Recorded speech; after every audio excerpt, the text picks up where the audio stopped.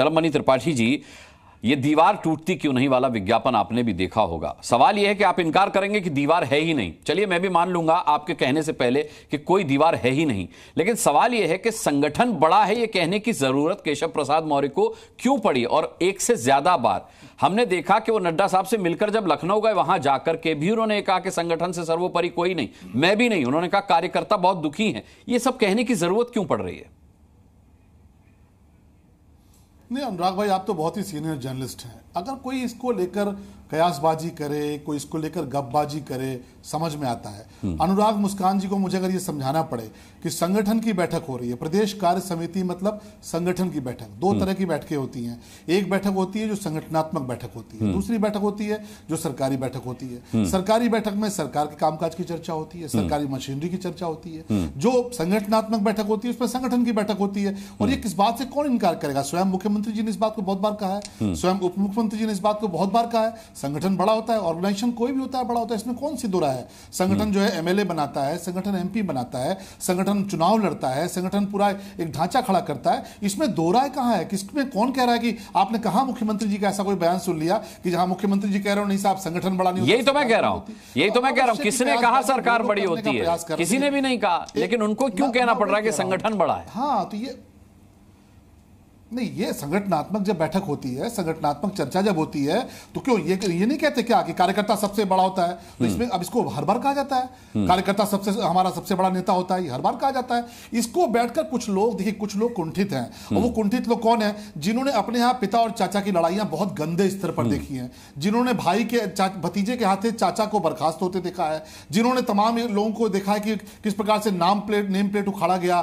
किस प्रकार से मारामारी हुई उत्तर प्रदेश में, किस प्रकार से अराजकता हुई उत्तर प्रदेश में। ये सब भारतीय जनता पार्टी में नहीं है। मैं बहुत स्पष्ट आपसे कह रहा हूं और पूरे दावे के साथ, पूरी मजबूती से कह रहा हूं, पूरे कन्विक्शन से कह रहा हूं कि उत्तर प्रदेश में आदरणीय योगी आदित्यनाथ जी के नेतृत्व में, माननीय उप मुख्यमंत्री केशव प्रसाद मौर्य जी के नेतृत्व में, माननीय उप मुख्यमंत्री ब्रजेश पाठक जी के नेतृत्व में भारतीय जनता पार्टी बहुत मजबूती से खड़ी है। इसमें बैठकर कोई कयासबाजी करता रहा, उनको शुभकामना है, खूब कयासबाजी करिए। आपको लगता है कि आप ये सब करके चुनाव को प्रभावित कर लेंगे? नहीं कर पाएंगे। हमारे सभी नेता मिलकर चुनाव लड़ेंगे मोदी जी के नेतृत्व में, आदरणीय जेपी नड्डा जी के नेतृत्व में, और कहीं कोई दूरी नहीं है, कहीं कोई आपस में कोई मनमुटाव नहीं है। आप पैदा करने की कोशिश कर रहे हैं, करते रहिए। शुभकामनाएं आपको, क्योंकि आपने वो दिन देखे हैं कि चाचा ने भतीजे ने चाचा को बर्खास्त किया, तो चाचा ने भतीजे के खिलाफ पार्टी बना ली, तो पिताजी को जाके कोर्ट में जाकर कहना पड़ा पार्टी हमारी है। ये सब भाजपा की कार्य संस्कृति नहीं है। यहां पर ज्येष्ठता के लिए कोई विवाद नहीं होता है कि हम कौन ज्येष्ठ हैं। यहां श्रेष्ठता के लिए जरूर प्रयास होता है कि हम श्रेष्ठ हैं, हम आपको ज्यादा सम्मान देते हैं। ज्येष्ठता के लिए कोई यहां पर आपस में झगड़ा नहीं हो सकता, कोई यहां प्रतिस्पर्धा नहीं हो सकती। सारी प्रतिस्पर्धा इस बात की है कि श्रेष्ठता, कि हम अनुराग जी को कितना सम्मान दे, अनुराग जी मुझे कितना सम्मान दे। ये भारतीय जनता पार्टी है। यहां गरीब परिवार से निकला हुआ नेता, कार्यकर्ता जो है देश का प्रधानमंत्री बनता है। शलभ जी, ज्येष्ठता और श्रेष्ठता को लेकर के आपने बड़ा अच्छा तुलनात्मक ये बात कही है। राजकुमार भाटी साहब से जवाब लेते हैं, क्योंकि आपने उन पर सीधे तौर पर हमला भी किया है।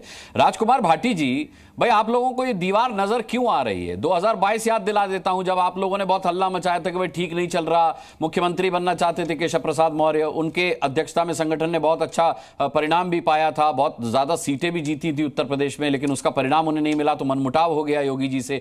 योगी जी खुद केशव प्रसाद मौर्य के घर जाकर के भोजन करके आए थे और आपका ये इस गलतफहमी को दूर किया था। उसके बावजूद आज तक आप ये कह रहे हैं, और अब तो अखिलेश यादव कह रहे हैं कि कुर्सी की लड़ाई है। मतलब पुरानी बातें आप लोग दोहरा रहे हैं, जबकि उस पर तो पानी पड़ चुका है, उस आग पर तो। नहीं, आप पहले आप और शलभमणि त्रिपाठी दोनों दिल पे हाथ रख के ईमानदारी से जवाब दें कि क्या ये चर्चा हमारी शुरू की हुई है? हाँ। कि भारतीय जनता पार्टी में कुछ चल रहा है, यूपी में कुछ बड़ा होने वाला है, यूपी में कुछ परिवर्तन होने वाला है, उप मुख्यमंत्री दिल्ली गए हैं, ये क्या हमारी फैलाई हुई चर्चा है? और क्या ये तमाम चैनल जो डिबेट 2 दिन से इसी पर डिबेट चल रही है, हर चैनल के ऊपर मेरी आवाज लौट के आ रही है, मुझे कृपया इसे अच्छा ठीक है, इको दूर करते हैं। तो क्या हमारा इतना कंट्रोल मीडिया के ऊपर है कि हमारे कहने से डिबेट कर रहे हैं? कमाल की बात। अब देखिए, आप कई बार जो अर्थ अगर हमें ठीक से समझने हो नहीं, तो अर्थ शब्दों में छिपे नहीं होते, मनोविज्ञान भी समझना चाहिए हमें। जिस तरह शलभमणि जी आपने सवाल पूछा उनकी पार्टी के बारे में, लेकिन वो अपनी पार्टी के बारे में जवाब न दे के हमारी पार्टी को ब्लेम कर रहे हैं। और 7-8 साल पुरानी घटना को बार बार कह रहे हैं।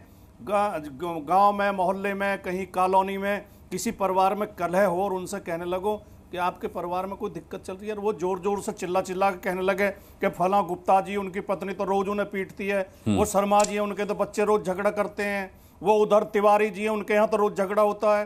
तो समझ में आ जाता है कि आदमी परेशान है, ये परिवार परेशान है। देखिए, मैं आप सलमणि जी, आप ये बताइए, क्या ये हमने कहा कि मैंने अपने 45 साल के जीवन में इतना भ्रष्टाचार थाने तहसील में नहीं देखा जितना योगी जी के शासन में देखा? क्या हमने कहा ये आपके वरिष्ठ नेता मोती सिंह जी ने कहा, जो पूर्व कैबिनेट मिनिस्टर हैं। क्या ये हमने कहा कि भारतीय जनता पार्टी की उत्तर प्रदेश में इतनी खराब हालत है, 27 में नहीं जीत पाएगी? ये आपके विधायक रमेश मिश्रा जी ने कहा, हमने तो नहीं कहा। क्या यहाँ मुजफ्फरनगर में जो आपके प्रत्याशी हारे हैं संजीव बालियान, उन्होंने सार्वजनिक रूप से मीडिया के सामने ये नहीं कहा कि मैं गद्दारों की और जयचंदों की वजह से हारा हूं? और क्या उन्होंने सीधे सीधे ब्लेम नहीं किया आपके पूर्व विधायक को, जो वो है संगीत सोम? और क्या संगीत सोम ने मीडिया के सामने ये नहीं कहा, ये पत्र नहीं बटा था मीडिया में कि संजीव बालियान की प्रॉपर्टी की जांच कराई जाए? इन्होंने विदेश में प्रॉपर्टी इकट्ठी की है। सलमणि त्रिपाठी जी, अपना चेहरा बचाने के लिए दूसरों पर कीचड़ फेंकना कोई अच्छी बात नहीं है, कोई समझदारी की बात नहीं है। आप अपने संगठन को संभालिए, नहीं खूब जवाब दीजिए आप, लेकिन सच्चाई ये है, ये पूरा देश देख रहा है, एक एक मीडिया के एक एक आदमी को पता है, पूरे प्रदेश के एक एक आदमी को पता है कि दिल्ली की लॉबी उत्तर प्रदेश के मुख्यमंत्री को बदलना चाहती है, और उत्तर प्रदेश के मुख्यमंत्री अड़े हुए हैं, जुटे हुए हैं, उन्होंने धमकी दे रखी है। दिल्ली की लॉबी ने भाटी जी साफ कर दिया है कि मुख्यमंत्री तो योगी आदित्यनाथ ही बने रहेंगे। दिल्ली की लॉबी तो साफ कर चुकी है, बयान आ चुका है दिल्ली की लॉबी का। साफ कर दिया तो आप क्यों चर्चा कर रहे हैं इस बात पर? जब आपके बयान पर, अखिलेश यादव की खुशी पर, तो चर्चा किसी अखिलेश यादव जी की खुशी पर चर्चा हो रही है कि विपक्ष ने इस मामले को तूल दिया है ना सर। भारतीय जनता पार्टी की तरफ से तो इस तरीके की फूट के कोई संकेत नहीं मिले हैं। कांग्रेस और समाजवादी पार्टी बहुत उम्मीद से हैं, तो फिर ये चर्चा शुरू हुई, और ये जरूरी हो जाता है जानना कि भाई आप लोग कह रहे हैं तो आप लोग भी एक ऑथेंटिक सोर्स हैं, तो पता किया जाए कि भाई कहीं ऐसा तो नहीं कि वाकई में कोई दीवार तन गई हो, इसलिए कर रहे हैं चर्चा। आप जो हमारी खुशी का जिक्र कर रहे हैं, हम दूसरों के घर की कलह देख के खुश नहीं हुआ करते। हम तो केवल वर्तमान हालात पे टिप्पणी कर रहे हैं, जो घटनाक्रम हो रहा है, जो स्थितियां हैं जिस पे सभी लोगों की नजर है, हम तो केवल उस पर टिप्पणी कर रहे हैं। हमें कोई खुशी नहीं है इनकी तोड़फोड़ से। हम तो अपनी पार्टी और अपने जनाधार को मजबूत करने में लगे हुए हैं। हम तो जनता के बीच में लगातार जनता के मुद्दे उठा रहे हैं, जनता की समस्याएं उठा रहे हैं। ये तो और इनके हाँ जी, भाटी जी मैं जवाब ले लेता हूं आपके सवाल का शलभ भी तो बयान ले लेता हूं। वो आखिरी बात बोल रहा हूं केवल, बोलिए। इनके सहयोगी संजय निषाद का भी बयान आया है कि जब बुलडोजर चलेंगे तो वोट कहां से आएंगे? तो ये उन्हें संतुष्ट करें ना, अपनी पार्टी के विधायकों को, पूर्व सांसदों को, पूर्व मंत्रियों को, अपने सहयोगियों को।